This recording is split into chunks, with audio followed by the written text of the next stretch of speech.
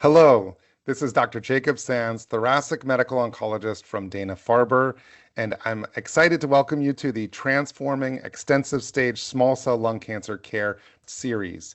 This episode, Later Line Management of Extensive Stage Small Cell Lung Cancer, Applying Evidence to Practice. And our guest today, Dr. Eric Singhi. Eric, welcome to the program. Thanks, Dr. Sands, for having me. My name is Eric Singhi, thoracic medical oncologist, assistant professor at UTMD Anderson Cancer Center. So, Eric, let's kick it off right away because we have a brief amount of time, and thankfully there is a ton to discuss now.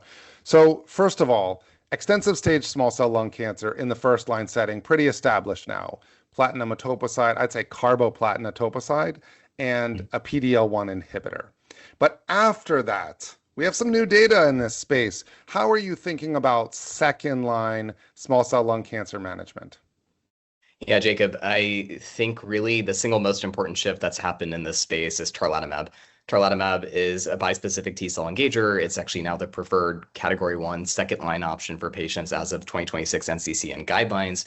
We have that data now from ASCO, not this year, but actually last year, phase 3 Delphi 304 trial, right? It showed us a clear overall survival advantage over chemotherapy for patients. We also saw an improvement in symptoms of dyspnea, of cough, as compared to chemotherapy. So that data has really solidified my practice for the majority of our patients in the second line setting. Yeah, I mean, to add to that, this is, I think sometimes people don't fully appreciate how big this result is. All prior studies, we've never had a second line trial where a drug beat another drug. So this is the first time we see a superior trial with a therapeutic control arm. Tarlatamab won in progression-free survival, in overall survival, in symptom improvement, in toxicity profile. A pretty big win. And then we also saw the brain metastases, we see responses, and the curves this year from ASCO with those with baseline brain mets and without baseline brain mets on the tarlatamab arm, those curves entirely overlap. What about some other scenarios where in the first line setting, let's say that someone's on maintenance PD-L1 inhibitor, you have a solitary brain met, that's progression. What are you doing in that situation? Yeah, so Jacob, I see a lot of patients with non-small cell lung cancer, and we do see oligometastatic disease, oligoprogressive disease. In those cases, I am talking to my multidisciplinary colleagues about the role of local therapy for patients, particularly if they're tolerating well their frontline therapy, if they're on maintenance immunotherapy, for example. So that is an option to be thinking about, but I'm watching these patients very closely. As you know, as you can appreciate, the histology of small cell lung cancer is not non-small cell lung cancer. And so watching these patients very closely, making sure they're tolerating the therapy, and moving very quickly if I have to change systemic therapy if it's warranted. Yeah, absolutely. You have to watch them closely. I do. Some of my longest standing patients on first line therapy, though, are people that had brain met progression. And so while they're on the PD-L1 inhibitor, getting SRS, focused radiation to those sites while continuing the PD-L1 inhibitor, sometimes that can really prolong out. Of course, it's a little different if you have like a solitary adrenal metastasis, but even then, sometimes treating that local site and continuing the PD-L1 inhibitor, I do think about it differently than if you have multifocal progression. How about outlier situations? Someone poor functional status. They have multiple sites of progression, poor functional status. It's from their cancer itself, not other comorbidities. Where's your line on treating these patients, and what types of therapies are you considering in those cases? Yeah, I think this is a good point. You really have to understand the patient and disease characteristics at every line of therapy when you're making that decision. And so you've hinted on performance status. We're also thinking about CNS involvement. We're thinking about the patient's marrow reserve, you name it, right? And so I think all of that comes into play with decision making. If their symptom burden is primarily driven by their disease progression, I do not think that should limit you from really thinking about tarlatamab if you're able to access it, of course, and if you're able to do the step-up dosing and the monitoring and everything that's required. I agree. I mean, one of the things about tarlatamab that's different than the cytotoxics is that over a long duration of time, it doesn't wear people down like the cytotoxics. And so someone that has a poor functional status, if I'm trying to give them chemotherapy, it kind of knocks them down with each dose. Not terribly. I think most people do better with chemotherapy than they expect. But to be on something that has potential durability and also over time they can do rehab and kind of climb out of whatever is going on, then I think that's a different kind of a paradigm.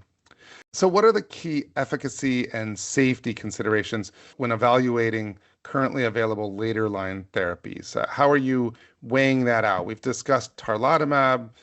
You can maybe discuss that further with tarlatamab and any kind of considerations that you have around treating that patient, and then we'll move on to some of the other cytotoxics. Yeah, of course. I mean, I think when we're thinking about clinically relevant endpoints just in general for relapse disease, I don't just care about the objective response rate. I also care about the durability of response and thinking about does that translate to overall survival and, of course, symptom and quality of life. And so you have to put all of that together, right? With regards to tarlatamab, we first heard about that data with the Delphi 301 study. Objective response rates were 40%, median duration of response just shy of 10 months. And then we heard updates with Delphi 304 phase 3. So overall survival was 13.6 months versus 8.3 months with chemotherapy. Objective response rates around 35%. And then that's really impressive to see, right? We haven't seen these numbers before in that space. Of course, you have to balance that excitement with the potential for toxicity. And so the one to really talk about, and I want to unpack this with you, is cytokine release syndrome. Just over half of the patients did have some degree of CRS, predominantly grade 1 and grade 2, thankfully, mostly during cycle 1. But you do have to watch for it. A lot of us solid tumor oncologists are not used to this, right? And then ICANS makes people nervous as well, too. Thankfully happened in a low degree of patients, but still something to be paying attention to. Yeah, I agree. I mean, these are big topics and really the most talked about topics when discussing tarlatamab. For CRS, I would highlight that the majority of individuals end up with a grade 1, which is they take Tylenol and they're fine. But at this point, anyone who develops any grade 2, I just immediately give them dexamethasone and tocilizumab. I don't think there's any reason to withhold the tocilizumab. I like what you said about ICANS though, because ICANS I find to actually be the more challenging one. CRS is just the first 2 doses, and then it doesn't really happen again after you get past that time frame. The ICANS is the one where I've recently come to appreciate more that older, more frail individuals in particular, when they're in the hospital, if they have CRS, now they're in the hospital for 2 nights or 3 nights. And it seems like they have ICANS, and I think in some cases it's really a hospital delirium. And so recognizing that when they're waxing and waning mental status issues, that it's delirium, that sometimes it's not necessarily the ICANS as the etiology, and sometimes getting patients out of the hospital can help. But I feel like that's a little tougher to manage. How's your experience been with that? I agree. I mean, first, just the recognition of it, right? And making sure that you appreciate it. Oftentimes, exactly what you said, cognitive changes, especially when a patient's in the hospital, can be multifactorial. And so it's really tough, but it makes me really nervous. So it's definitely on my radar, when our trainees know about it too, when they're also helping to cover. So I think it's something to make sure that we're educating providers and patients and care partners about. Yeah. And then, of course, there's dysgeusia, which is quite common and altered taste, but not a huge problem for the majority of patients. For some patients, it is. All right. I know our second line and beyond discussion is really being focused on tarlatamab, but overwhelmingly, that comes from your first comment that there was a positive trial that showed tarlatamab to be superior in the second line setting. But maybe as part of that, then, and maybe this further reinforces too, though, is what patients would you not give tarlatamab and instead offer one of the cytotoxics as second line therapy?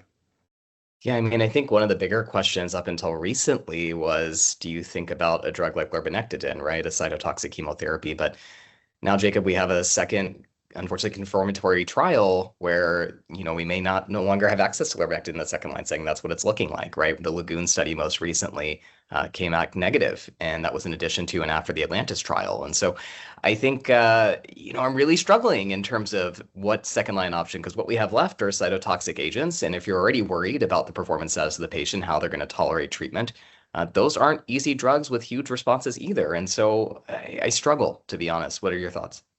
Yeah, I agree. I guess it comes down to access. If someone has traveled on a flight and they don't have it local for whatever reason, but I think at this point across the US, most people do have access.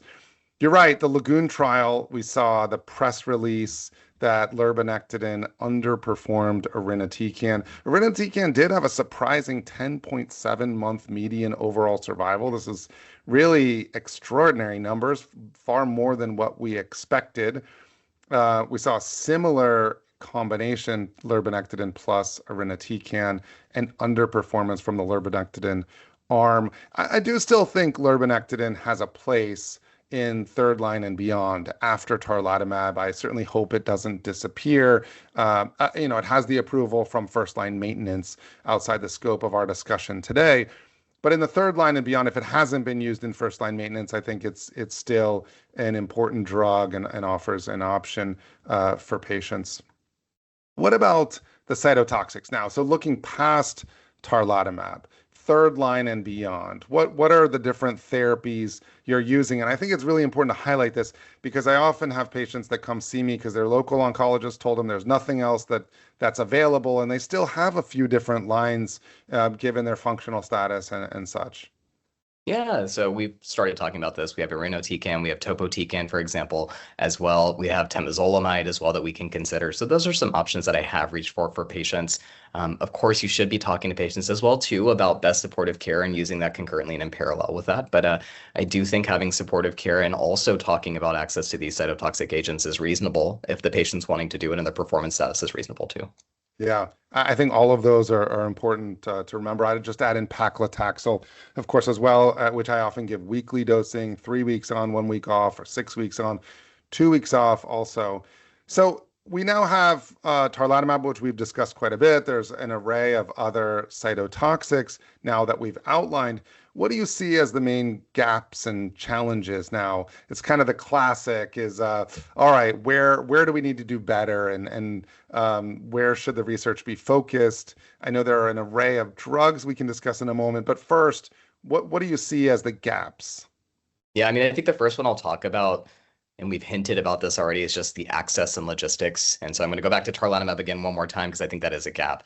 And so not everyone has access to this drug, and the logistics right now are quite difficult for everyone to overcome: the CRS monitoring, the cost, administration complexity. So I think that's one big barrier and gap that needs to be addressed quickly, especially if we are now saying that that is the preferred second line option. Outside of that, if we take a big step back, I mean, I think subgroups that still need help, brain metastases, we're starting to see updates, meaningful updates about what these drugs are doing for patients with brain metastases. And so I think continuing to invest in that, continuing to invest in leptomeningeal disease are important unmet needs in specific subgroup populations. I also wonder more about these poor PS populations, platinum refractory populations as well, too. How else can we make an impact for them? Those are some of the main ones that I'm thinking about. I'm curious, Jacob, what are you thinking about? Yeah, well, right now I'd say in first line therapy with the PD-L1 inhibitors, there's the potential for years of disease control. So there is reason to be very optimistic when starting treatment, even if it's just a subset of patients. There's the realistic possibility of this. Second line tarlatamab, again, there's a realistic possibility of long-term disease control. In the third line is where things really kind of start falling apart a bit because this is where, when we get to the cytotoxics, realistically, if there's response to treatment, the drugs tend to work for months, not years. And of course, we string them together and try to add more meaningful amounts of time. But this is where I think the biggest need exists. And we do have an array of drugs coming in, which I know I held off in the discussion. So I'll just say, various antibody drug conjugates that are showing really impressive response rates, even after prior topoisomerase inhibitors. So these are drugs with topoisomerase inhibitor payloads working really well after prior topoisomerase inhibitors. So I do think that the antibody drug conjugates are delivering these payloads in a way that's really meaningful. But with the last bit of time, let's get into then, how are you sequencing? So after, assuming first line, I'll just say for everyone out there, I'll outline first line, carboplatin and etoposide plus a PD-L1 inhibitor. I tend to get scans after 2 cycles, and then after 4 cycles. I don't continue platinum etoposide beyond those 4 cycles, and then do the maintenance PD-L1 inhibitor. Let's say case there is now multifocal, clear systemic progression. We've discussed second line tarlatamab. After tarlatamab, what's your order then? What's your thinking process and how you're treating patients? I am actively scanning my protocol list for clinical trial enrollment. That's really important, right? So we don't have an antibody drug conjugate approved yet for patients, but I think the way to get it for patients beyond tarlatamab and, beyond progression in the frontline setting is to reach for a clinical trial. So big plug for that and discussing that with your clinical trial team because it's showing so much promise already. And so that's what I'm thinking about. Outside of a clinical trial, we've already discussed some of the other cytotoxics to be considering, but I'm really hopeful for a clinical trial and access to an ADC for my patient. I love that answer because right now, I'd say more than ever before, clinical trials options are important for patients just in sorting out what is the best treatment for them. This is not about what is going to help in the future in future populations, but for individuals with small cell lung cancer, there are more promising drugs in development right now available in clinical trials than the culmination of everything up to this point. And so I think right now it's so important for patients to be evaluated for what clinical trials are they eligible for, and is there something that is potentially the best option for them in the moment. I'll highlight a couple other things that post-tarlatamab, especially if there's any kind of CNS concern, brain metastases that need to be treated, something that previously got irradiated and now is progressing, can't get radiation again. Topotecan, irinotecan, both have good CNS penetration. I tend to use irinotecan rather than topotecan just because of the toxicity profile. Lurbinectedin, I do think is still an important drug, does not have CNS efficacy though, but that would be a line I'd consider next after tarlatamab if there's no CNS concerns. Very convenient Q3-week dosing. After those two lines of therapy, then weekly paclitaxel, as I described, and then temozolomide, another one with good CNS penetration and not great response rates, but another consideration. Okay, Eric, so we've now discussed the standards. I've mentioned the antibody drug conjugates. Of course, that's not the only thing, but what are your thoughts on recent and emerging data in later line therapy? Let's start with the antibody drug conjugates, and then you can add on to that anything else. So much going on to discuss. Yeah, no, that sounds good. I mean, I think that's the most promise here right now. There's a lot of promising early data already emerging for ADCs. They're targeting DLL3, B7-H3, TROP2, you name it, and they're moving through the clinical pipelines actively. And so one of my colleagues, Dr. Lauren Byers, did present some data at the ASCO annual meeting about ABBV-706. So it's targeting CES6 and really impressive objective response rates, right, Jacob? It was almost in excess of 80%, which is amazing for patients with small cell lung cancer. And so I'm excited about that agent. What other agents are you excited about? Yeah, you're right. I mean, really impressive. ABBV-706 in the second line setting, I think had a response rate around 60%. We've also seen that from ifinatamab deruxtecan, a B7-H3 antibody drug conjugate. Both of these now being looked at in the first line space instead of platinum etoposide to replace platinum etoposide. We're not discussing first line so much in this conversation, but I think when you have something that has response rates that high second line post platinum etoposide, to think what are those response rates going to be like in untreated patients, I think there's real viability here. So these are unprecedented response rates in second line and beyond with these antibody drug conjugates. We've seen the Zai Labs, the ZL1310, DLL3, ADC. We see intracranial responses across all of these antibody drug conjugates. Impressive. There's CAR T treatment that has shown, I think, enough of a signal to be excited about it, but still needs further validation and more study. Radioligand therapies, still pretty early.